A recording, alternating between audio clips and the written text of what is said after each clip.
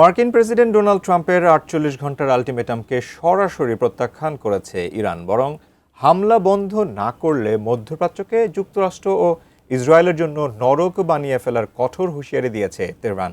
এই উত্তেজনার মাঝে ইরানের ভূপাতিত মার্কিন যুদ্ধবিমানের নিখোঁজ ক্রু সদস্যকে উদ্ধারের দাবি করেছে ওয়াশিংটন। আরও জানাচ্ছেন রায়হান মুন্সি।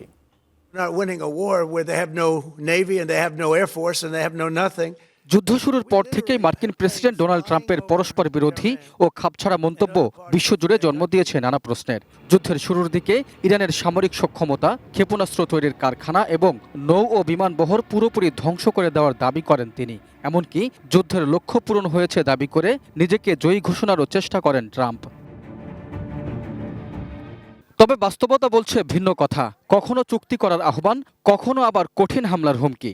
এমন পরিস্থিতিতে ইরানকে দেওয়া ট্রাম্পের ৪৮ ঘন্টার আলটিমেটামকে সরাসরি নাকচ করে দিয়েছে তেহরান। ট্রাম্পের এই পদক্ষেপকে অসহায়, ভারসাম্যহীন ও মূর্খতাসূচক বলে আখ্যা দিয়েছে ইরানের কেন্দ্রীয় সামরিক কমান্ড খাতাম আল আম্বিয়ার শীর্ষ কমান্ডার আলী আবদুল্লাহি আলী আবাদি। জেনারেল আলী আবাদি স্পষ্ট করে জানিয়ে দিয়েছেন, কোনো হুমকিতে ইরান নতি স্বীকার করবে না, বরং হামলা হলে পুরো মধ্যপ্রাচ্যকে যুক্তরাষ্ট্র ও ইসরায়েলের জন্য জ্বলন্ত নরক বানিয়ে ছাড়বে তারা।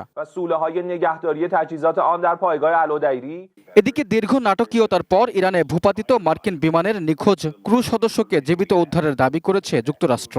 এই অভিযানে মার্কিন স্পেশাল ফোর্সের সাথে অংশ নেয় কয়েক ডজন যুদ্ধ বিমান ও হেলিকপ্টার। অভিযান চলাকালে দুপক্ষের মধ্যে ঘটে তীব্র গোলাগুলি ও সংঘর্ষের ঘটনা। এই উদ্ধার অভিযানকে অলৌকিক হিসেবে উল্লেখ করে মার্কিন বাহিনীর প্রশংসা করেছেন ট্রাম্প। উদ্ধার হওয়া ক্রু কিছুটা আঘাতপ্রাপ্ত হলেও বর্তমানে তিনি শঙ্কামুক্ত বলে জানানো হয়েছে। ভূপাতিত বিমানটির ওয়েপন সিস্টেম অফিসার ছিলেন ওই ক্রু সদস্য। এর আগে নিখোঁজ আরেক পাইলটকে উদ্ধার করে মার্কিন বাহিনী। এসব দাবি আর বাকবিতণ্ডার মাঝেও থেমে নেই পাল্টাপাল্টি হামলা। শনিবার ইরানের মাহশার পেট্রোকেমিক্যাল জোনে মার্কিন ও ইসরায়েলি বিমান হামলায় ৫ জন নিহত ও ১৭০ জন আহত হন। আবার কুয়েত ও বাহরাইনের মার্কিন ঘাঁটি ও ইসরায়েলের তেল আবিব ও ইলাত লক্ষ্য করে পাল্টা ড্রোন ও ব্যালিস্টিক ক্ষেপণাস্ত্র হামলা চালায় ইরান ও তার মিত্ররা। এতে ব্যাপক ক্ষয়ক্ষতির খবরও মিলেছে। একদিকে ট্রাম্পের ভয়াবহ হামলার হুমকি, অন্যদিকে ইরানের নরকের দরজা খুলে দেওয়ার পাল্টা হুঁশিয়ারি, সব মিলিয়ে চরম অনিশ্চয়তার মুখে দাঁড়িয়ে মধ্যপ্রাচ্য। ট্রাম্পের দেওয়া ৪৮ ঘন্টার এই সময়সীমা শেষ হওয়ার আগেই বিশ্ববাসীর নজর এখন তেহরান ও ওয়াশিংটনের পরবর্তী পদক্ষেপের দিকে।